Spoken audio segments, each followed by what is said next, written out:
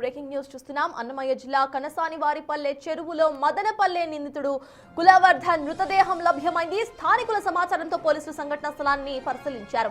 చెరువు నుంచి ఆ మృతదేహాన్ని బయటకు తీసి మదనపల్లె ప్రభుత్వ హాస్పిటల్ కి ఇప్పటికే తరలించారు.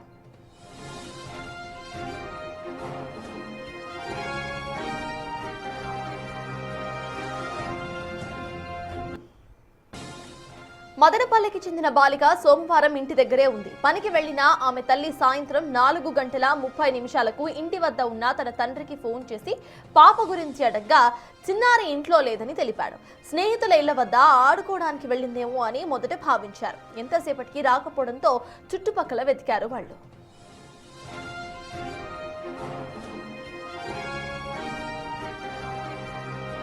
చిన్నారి కోసం ఎంత వెతికినా ఫలితం లేకపోవడంతో పోలీసులకు ఫిర్యాదు చేశారు. వారు వెంటనే కూడా రంగంలోకి దిగి గాలింపు మొదలుపెట్టారు. స్థానికంగా వాట్సాప్ గ్రూపుల్లో బాలిక ఆచూకీ తెలిస్తే చెప్పాలని పోస్ట్ చేశారు. బాలిక ఎదురింట్లో ఉంటున్న కులవర్ధన్ ను నేర చరిత్ర ఉందని తెలియడంతో రాత్రి 1:30 పోలీసులు అతడి ఇంట్లో గాలించడానికి వెళ్లారు. అయితే తలుపు కొట్టినా తీయకపోవడంతో కానిస్టేబుళ్లు కిటికీలో నుంచి చూశారు. కులవర్ధన్ పడుకొని కనిపించడంతో అక్కడి నుంచి వెళ్లిపోయారు. మళ్లీ మంగళవారం ఉదయం 7 గంటలకు అతడి ఇంటికి వచ్చి తలుపులు బద్దలు కొట్టి చూడగా డ్రమ్ములో చిన్నారి మృతదేహం కనిపించింది.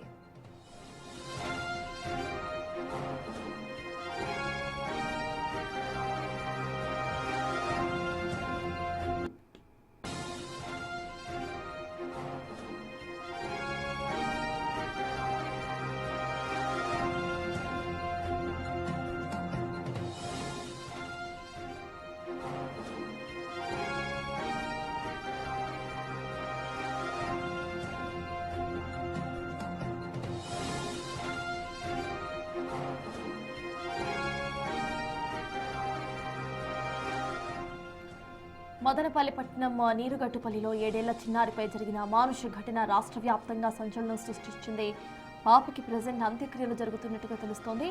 డ్రమ్ములో ఆ పాపను కుక్కి చంపేశాడు ఈ సైకో కులవర్ధన్. అనంతరం కూడా కులవర్ధన్ ఆత్మహత్య చేసుకున్నట్టుగా తెలుస్తోంది. అయితే తనకు పోస్ట్ మార్టం నిమిత్తం తల్లి బెంగళూరు నుండి ఇటు వచ్చి సిగ్నేచర్స్ చేస్తుందా, లేకపోతే తన తల్లి అసలు బాడీను క్లెయిమ్ చేసుకోదా అనే కోణంలో సైతం ప్రెజెంట్ ఎన్నో డౌట్స్ అయితే కనిపిస్తున్నాయి. తల్లి కూతురుతో బెంగళూరులో ఉంటున్నట్టుగా తెలుస్తోంది. తల్లి ఒక స్కూల్లో ఆయాగా పనిచేస్తున్నట్టు తెలుస్తోంది. అయితే కులవర్ధన్ ఇప్పటికే డ్రగ్స్కు గంజాయి సేకరించేవాడన్నట్టుగా, ఇంకా కులవర్ధన్ కొన్ని సెటిల్మెంట్లుగా సైతం చేసేవాడిగా తెలుస్తోంది. కులవర్ధన్ పై నేర చరిత్ర సైతం ఉంది. 3 కేసులు ఇతనిపై నమోదై ఉన్నాయి. హరాస్మెంట్ కేసెస్ ఇతనిపై నమోదై ఉన్నట్టుగా తెలుస్తోంది. అయితే పాప నివసించే ఇంటి ఎదురింట్లోనే కులవర్ధన్ ఉంటున్నట్టుగా మనకు తెలుస్తోంది. పాపకి సంబంధించిన అంత్యక్రియల విజువల్స్ మనం స్క్రీన్ మీద చూస్తున్నాం. చాలా చిన్న పిల్ల, 7 ఏళ్ల పాప. ఆ పాపకి చాక్లెట్ ఆశ చూపించి తన ఇంటికి పిలిపించుకున్నాడు. అనంతరం కూడా అతి కిరాతకంగా ఆ పాపని రేప్ చేసి డ్రమ్లో కుక్కి చంపేశాడు. ఇతనిపై అంతకు ముందు కూడా నేర చరిత్ర ఉంది.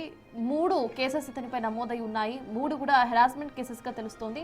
3 మహిళలు ఇతనిపై కేసులు పెట్టినట్టుగా తెలుస్తోంది. అయితే ఇటు కులవర్ధన్ ఆ పాప బయట ఆడుకుంటూ ఉన్న సమయంలో చాక్లెట్ ఇస్తాను అంటూ కూడా చెప్పి అనంతరం కూడా ఇంటికి తీసుకువెళ్ళి ఆ పాపపై అతి కిరాతకంగా అఘాయిత్యానికి పాల్పడి ఆ తర్వాత పాపను చంపేసి డ్రమ్లో కుక్కేసిన విషయాలు ఇందాక మీరు చూశారు. అక్కడ బ్లర్డ్గా కనిపిస్తున్నా కూడా మనకి స్క్రీన్ మీద చాలా క్లియర్గా కూడా పాపని ఏ రకంగా కుక్కి డ్రమ్లో పెట్టేసిన విషయం మనకి ఇందాక స్క్రీన్ మీద కనిపించింది. అయితే కులవర్ధన్ ఇంటికి వెళ్లారు ఫస్ట్ కానిస్టేబుల్స్. కులవర్ధన్కి నేర చరిత్ర ఉంది అని అనుమానంతో తన ఇంటికి వెళ్ళి చూడగా ఫస్ట్ ఎంత తలుపులు కొట్టినా సైతం తలుపులు ఓపెన్ చేయకపోవడంతో కిటికీల నుండి చూడగా కులవర్ధన్ నిద్రపోతున్నట్టు తెలిసి అక్కడ నుండి కానిస్టేబుల్స్ వెళ్ళిపోయారు. అదే రోజు రాత్రి 1:30 జరిగింది సంఘటన. ఆ తర్వాత మళ్ళీ నెక్స్ట్ డే మళ్ళీ అతని ఇంటి తలుపులు బద్దలు కొట్టుకొని లోపలికి వెళ్ళి చూడగా డ్రమ్ లోపల కుక్కి ఉన్న 7 ఏళ్ల పాప శవం కనిపించింది. దీంతో తల్లిదండ్రులు అల్లాడిపోయారు. అక్కడున్న స్థానికులంతా కూడా, ఊరు మొత్తం కూడా అసలు ఘాతకాన్ని డైజెస్ట్ చేసుకోలేకపోయింది. ప్రతి ఒక్కళ్ళు కూడా నిరసన వ్యక్తం చేశారు. మరి కులవర్ధన్ భయపడిపోయాడా, లేకపోతే అసలు ఏంటి, ఎందుకు ఆత్మహత్య చేసుకున్నాడు అనేది తెలియదు. కానీ ఆ సైకో తనకి తాను బలవన్మరణానికి పాల్పడ్డాడు.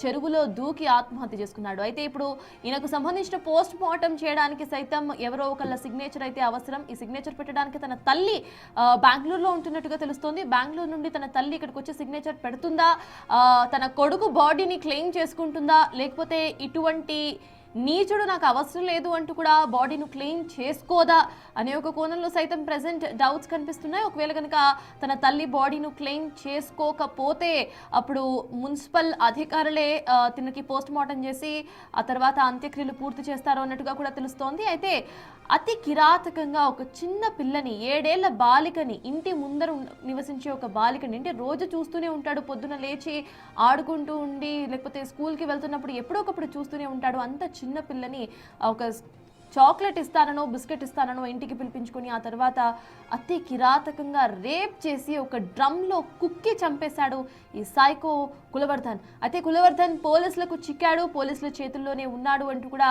ముందుగా అనుమానాలు వచ్చినా కూడా అనంతరం కులవర్ధన్ డెడ్ బాడీ ఇటు చెరువులో కనిపించడం, చెరువులో ఒక బాడీ కనిపిస్తోంది అంటూ కూడా స్థానికులు సమాచారం అందించడంతో పోలీసులు అక్కడికి వెళ్లారు. పోలీసులు అక్కడికి వెళ్ళిన తర్వాత ఇది కులవర్ధన్ బాడీగానే గుర్తించారు పోలీసులు. ఇప్పుడు ప్రెసెంట్ పోస్ట్ మార్టం అయితే చేయబోతున్నారు. పోస్ట్ మార్టం చేయడానికి ఇంకా టైం పట్టే అవకాశం కనిపిస్తుంది. బెంగళూరు నుండి తన తల్లి లేదా తన చెల్లి వీళ్ళిద్దరిలో ఎవరో ఒకళ్ళు వచ్చి బాడీను క్లెయిమ్ చేసుకోవడానికి ఒక సంతకం చేస్తే కానీ బాడీకు ప్రెసెంట్ అయితే పోస్ట్ మార్టం జరగదు. ఇఫ్ ఇన్ కేసు వాళ్ళు సంతకం చేయకపోతే ఒక అనాథ బాడీ లాగా రిజిస్టర్ చేసుకుని అనంతరం కూడా పోస్ట్ మార్టం చేసే అవకాశం అయితే కనిపిస్తుంది.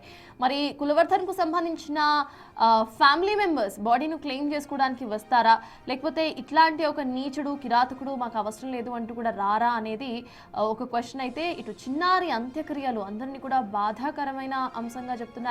చిన్నారి 7 ఏళ్ల పాప, పెద్దగా లోకాన్ని కూడా ఆ అమ్మాయి ఏమీ చూడలేదు, అసలు ఏమీ తెలీదు. అటువంటి పాపని చాక్లెట్ ఇస్తాను అని నమ్మించి అనంతరం కూడా చంపేసిన వైనం మనం చూస్తున్నాం.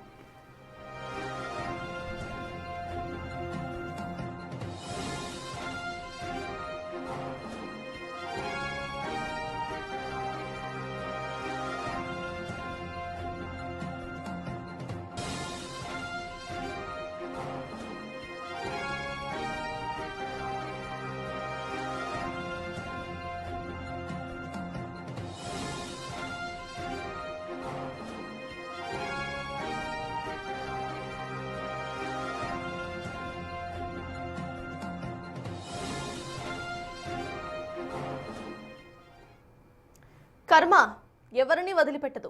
చేసిన తప్పుకు శిక్ష అనుభవించక తప్పదు.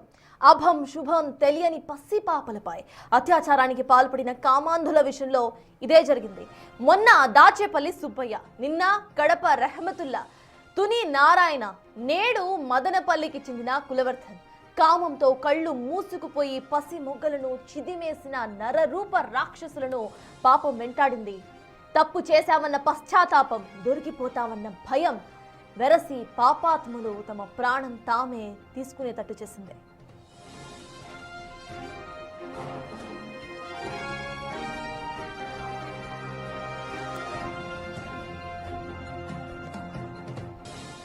మదనపల్లి పట్టినమ్మ నీరుగట్టుపల్లిలో 7 ఏళ్ల చిన్నారిపై జరిగిన అమానుష ఘటన రాష్ట్ర వ్యాప్తంగా సంచలనం సృష్టించింది. ఈ ఘాతుకానికి పాల్పడిన కులవర్ధన్ కథ విషాదాంతమైంది. నిందితుడు కులవర్ధన్ చెరువులో శవమై తేలాడు. చిన్నారిని చంపి పరారైన కామాంధుడి కోసం పోలీసులు నిన్నటి నుంచి గాలింపు చర్యలు చేపట్టారు. అయితే కురబలకోట మండలం అంగళ్లు సమీపంలోని కనసానపల్లి చెరువులో దూకి ఆత్మహత్య చేసుకున్నాడు ఈ కిరాతకుడు.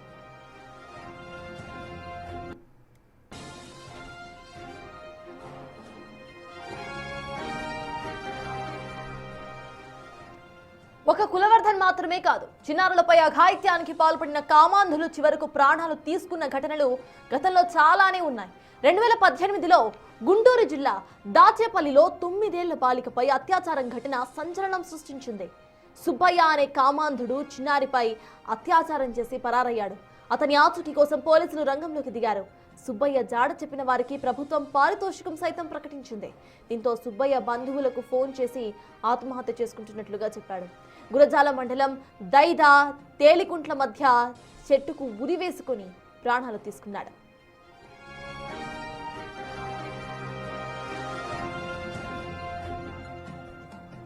పశ్చాత్తాపం, కన్న తల్లిదండ్రులే అసహించుకుంటారన్న భయం, 3 ఏళ్ల చిన్నారని చిదిమేసిన దూదేకుల రెహమతుల్లాను నిలువునా ముంచేసింది. కడప జిల్లా మైలవరం మండలం కంబాలపల్లికి చెందిన రెహమతుల్లా గత ఏడాది జూన్లో తల్లిదండ్రులతో కలిసి పెళ్లికి వచ్చిన ఓ 3 ఏళ్ల చిన్నారని అత్యాచారం చేసి చంపేశాడు. 3 ఏళ్ల పసిపాపకు అరటి ఆశ చూపించి అత్యాచారం చేశాడు. ఆ తర్వాత ఎవరికి కనిపించకుండా పారిపోయాడు. ఈ ఘటనపై ప్రజా ఆగ్రహం పెల్లుబిక్కింది. అతని కోసం పోలీసులు గాలింపు చేపట్టగా మైలవరం జలాశయంలో రెహమతుల్లా మృతదేహం తేలింది.